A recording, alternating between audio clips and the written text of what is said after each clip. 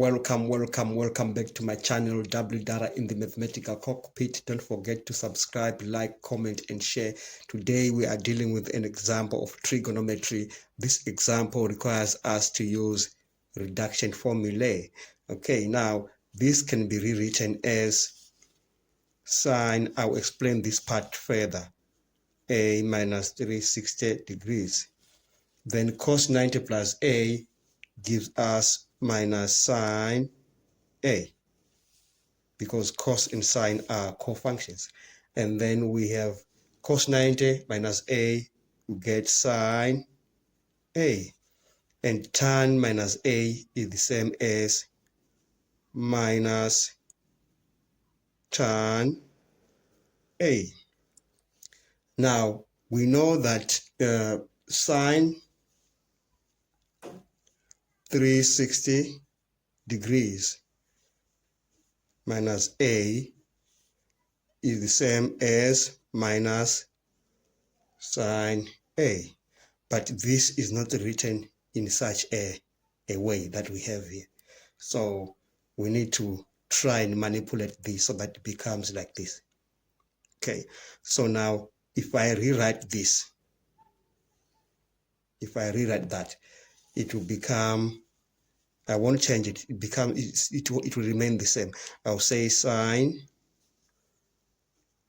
minus 360 degrees,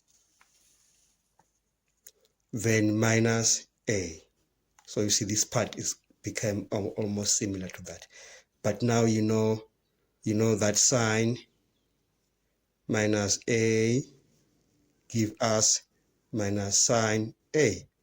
So got a negative in there, so this becomes minus sine 360 degrees minus A. So it's written in this form. So now this becomes now minus, you take this one, minus sine A, which gives us a positive sine A.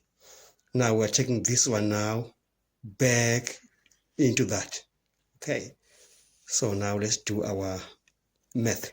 Then we have got sine A here over sine A. We are moving from here. Then this is multiplying.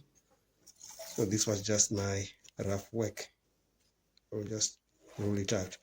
And then it's multiplying minus sine A and multiplying minus tan A. So the negative and the negative cancels, and this sign and this sign cancels. So we remain with sine A over tan A.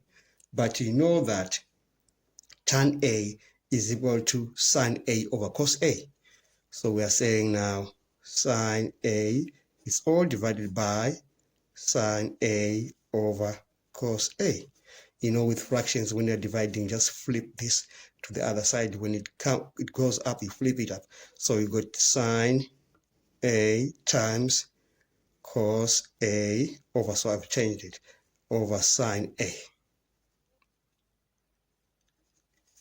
So the sine and the sine cancel. So the answer is cos A. We come to the end of this question. Please don't forget to subscribe, like, share, and comment. Enjoy your day.